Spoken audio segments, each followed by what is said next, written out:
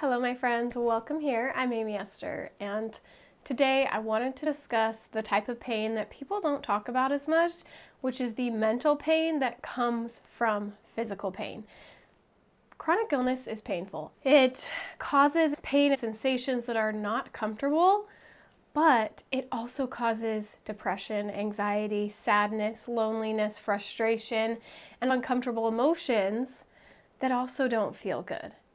As someone who has lived with multiple chronic illnesses for 10 years now, POTS, Lyme disease, EDS, chronic migraines, chronic gut issues, endometriosis, PCOS, I have found one of the hardest parts of this journey is feeling depressed, feeling down, feeling like I don't have hope, feeling like I don't have a purpose in this world anymore.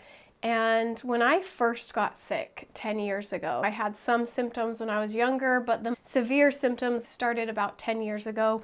After I was newly married, I was starting this new life, and all of a sudden pain and fatigue hit like nothing I'd ever experienced. I got so depressed. I had to quit my job. I was struggling to start a family, and my mindset was, I'm not ever going to get out of this depression. I'm never going to feel happy until my physical pain is gone. And now 10 years later, still in physical pain, and yet dealing with and coping with this mental side of chronic illness. At the time, I was in such a dark place. I lived in a basement apartment that was kind of dark, low windows. I could see the depression around me. It felt like I was in darkness all the time. Whenever I think about that time, I go back to that basement because it was a representation of what was going on in my mind. It felt like I had a dark cloud constantly around me. The things that used to bring me joy, I couldn't do anymore. My physical pain started to tear down my emotional strength, and I got deeper into depression to the point where I didn't want to be here anymore. I felt low and lonely, and I didn't know how to cope. Most people I talked to and doctors talked about the physical symptoms I would feel, but no one was really addressing that emotional pain. And what I found is when I deal with the emotional side of chronic illness, get out of depression, deal with anxiety, that's when I handle the physical pain better. That's when I get in a better mindset to find things that I can do to bring me joy. But it first takes getting control of my mental health in order to enjoy my life. I was grieving a loss. I lost this old life, and I was very much in denial. I wanted to believe I would get better and that it would happen soon. I had a timeline, and it wasn't working out that way. The thing with constant pain is it's going to change the chemistry of your brain. Your brain goes into fight or flight mode. It is in the mode of, we need to fix this. We have to deal with this pain, and everything else shuts down. It's not all in your head. It's not just change your mindset and you'll be happy. There is an actual chemical change happening in your brain when you are experiencing pain for that extended period of time. As much as people say, think more positive, sometimes it's literally impossible to do that. Give yourself grace that this is very, very challenging. It is darn near impossible to feel happy all the time when you have physical pain. A few other reasons why this depression hits so hard when you are in physical pain is isolation. You can't go out and be around other people and be social, especially if you are an extroverted personality. That can really hit you hard. You will probably feel lonely because you can't do the things that you used to be able to do and be around the people that you would like to be around, because it's physically and emotionally draining to do active things or be in social situations. You have probably lost your independence, your career, your social life, and way of life. That is hard because you have lost something that you can't just replace, and it's really difficult to find that. A lot of people who live chronically ill have dealt with medical gaslighting and trauma. Doctors are good at keeping people alive, but not so good at dealing with chronic health issues.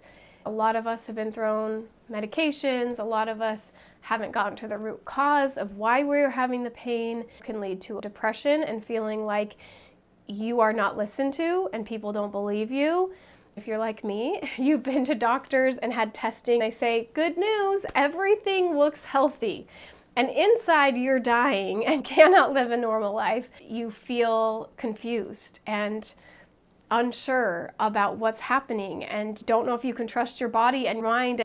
When you're exhausted all the time, it can make it darn near impossible to regulate your emotions. We have a lot of pressure to be positive with chronic pain. People on the outside, it seems like the solution is just be positive, just keep going. When you're in pain, it's difficult to stay positive. When it feels like I'm forcing that positivity, it's not helpful to me. I don't show up in the way that I want to. I'm not kind to myself and to others. We need to get to the root cause of things, and then naturally our brains will start to think more positively. The last thing I wanted to mention that makes it really hard to find joy and deal with your emotions and not get into deep depression when you're chronically ill is we can't move a lot. Movement brings endorphins. In my online community, we've been talking about movement specifically in the past couple weeks. Come join us if you want to talk about it. Movement makes us happy. Exercise makes us happy. It releases endorphins. It's good for us, not only to do formal exercise, but to get up and clean your house and go for a walk. All of those things release endorphins and dopamine, and that feels good. When we don't have that opportunity because our bodies are not working correctly, that can send us into a deeper depression. Let's talk about what we can do to deal with this painful side of chronic illness. The first one, I know it's what everyone says right now, but it does work. Validate your feelings. Your feelings are totally valid. You're not weak. It's not that there's something wrong with you. You have the same worth as before, but you are going through something difficult. You are in a lot of pain, and your brain is trying to fight all day. Of course, this would be really hard. Remind yourself it actually makes sense why you are feeling that way. Your feelings are valid, and you deserve happiness, joy, less pain. Something that helps me a lot is working on acceptance. And when I say acceptance, a lot of people think that means, well, I accept that this is my life and I just have to deal with it. No, I mean, you accept that today, right now, you're in this pain. You accept where you are in life and accept that tomorrow's going to be different. You don't know what treatments and what changes are going to come down the line, but you need to remember some scary things could happen and also some amazing things could happen. We don't actually know, which makes the future scary, but when we remember, it could go either way. You could find healing in the next year, or you could get worse, but most likely it's going to be somewhere in between or more on that healing side, because we have technology changing every single day. We are learning new things. There are new studies going out about all these chronic illnesses, and people are speaking out more. The future is scary, but amazing things could be around the corner. I also want you to allow yourself to grieve. Maybe that's in therapy, maybe that's in coaching. Allow yourself to go through that process because you are losing something, a part of your life. That does not mean it's gone forever. That does not mean that the parts that are a struggle right now will not come back. I like to remind myself that I don't know whether I'm going to be healed or not one day and not have pain, but what I do know is that life is going to get better. And it's going to have ups and downs. Overall, my life is going to continue to get better, and I'm going to learn and grow from this experience. When I come from that mindset, I still might feel depressed in the moment and I might still struggle, but it gives me a little bit of hope. Things will get better despite the pain. And that doesn't mean that I have to be in a rush to get rid of this pain, because when I'm in a rush, I make bad decisions and I don't do the things that are best for my health. I'm going to let it happen the way it's supposed to happen. And I'm going to embrace the ups and the downs and remind myself that the worst thing that could happen is that I feel something uncomfortable. I am really good at feeling uncomfortable. That is a talent that we naturally have as people who live chronically ill. These strong emotions that come up, it's just an uncomfortable emotion. Every day you make it through and keep pushing, you are getting stronger. If physically it doesn't seem like you're getting stronger, mentally you are getting stronger. Remind yourself that movement matters. When we say movement, I'm not talking about formal exercise, but I mean moving in some way, moving your mind, learning something new. If you don't have the energy to get up off the couch, take an online class. Challenge your thinking by listening to a podcast that has an opposing view. Study something you've never studied before. What if we challenged our minds a little bit more during these down times? When we're not able to physically see something productive happening, it's hard to get those endorphins and to feel good about ourselves and feel like we have purpose. Maybe we take a challenge on finding a new hobby that we can do in our pain. You have learned a certain way of living. Some of you listening have been ill your whole lives. And some of you, it started later in life. Those of you who it started later in life, it's challenging because you learned things that make you happy. And it feels like that's the only way to find joy. Remind yourself, there are other ways out there. You just haven't discovered them yet. You haven't found them yet. So let's take this as a challenge to find that. We need to challenge our brains, challenge our bodies, while still taking care of them. But if we spend our days laying down and doing nothing, we're gonna feel worse. And you are gonna have days where you literally cannot get off the couch. Those productive days are you taking care of your body. And on the days where you can move a bit, either your mind or your body, the tiny things count. In my online community, every time we do a live call, which we do a couple times a week, we do what we call a 5-minute tiny task. We all pick a tiny task and we take 5 minutes at the beginning of our call to get something small done. Some people lay on their couch, go through emails. Some get up and clean a small space.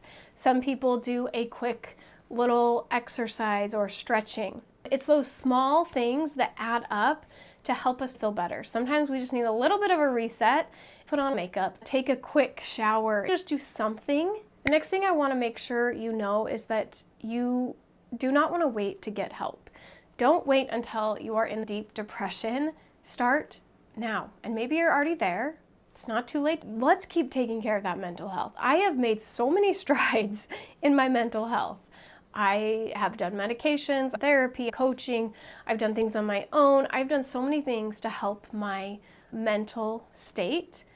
Yet if I stop working on it, it's gonna just go back. And that's why I started my online community, is so that I had a safe space, people to talk to. Being around people who understand you is huge because so many people don't get it.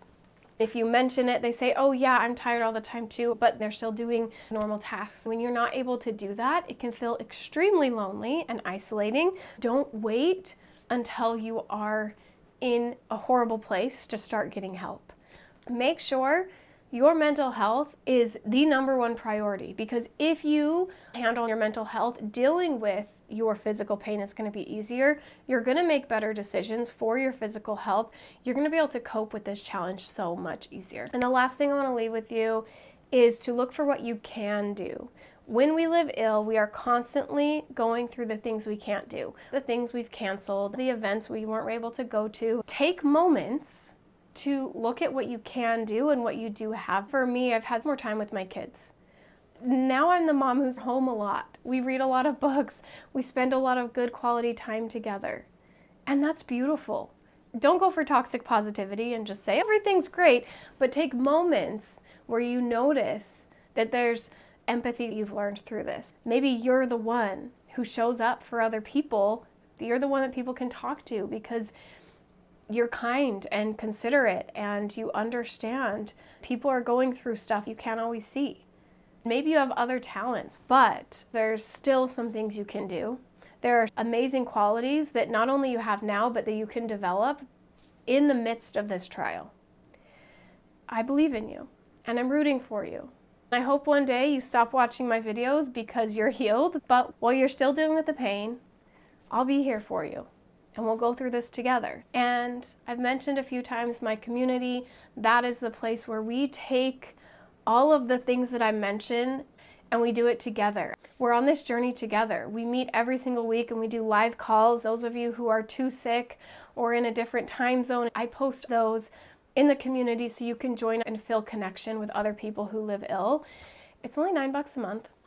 Link is down below. Would love to see you there to help you on this journey, give you hope and support through this difficult challenge. All right, my friends, I will see you on the next one.